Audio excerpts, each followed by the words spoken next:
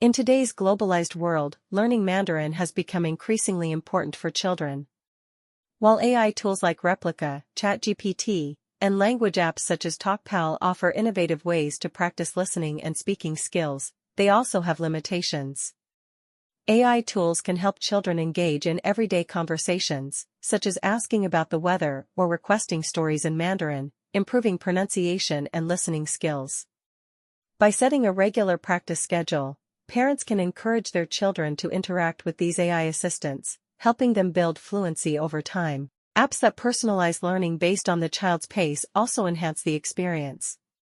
However, AI lacks the ability to understand context or provide the emotional feedback a human teacher can, which may limit deeper learning.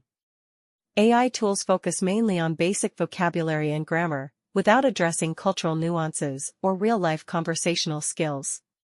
While AI can be a helpful supplement, it cannot replace the interactive, personalized instruction provided by a teacher. Effective language learning requires a combination of AI practice and human guidance to develop confidence and cultural understanding, making a well-rounded approach the most effective for mastering Mandarin. If you are interested in having your kid learn Chinese online, sign up for a free trial class by leaving a comment below, and we will contact you as soon as possible.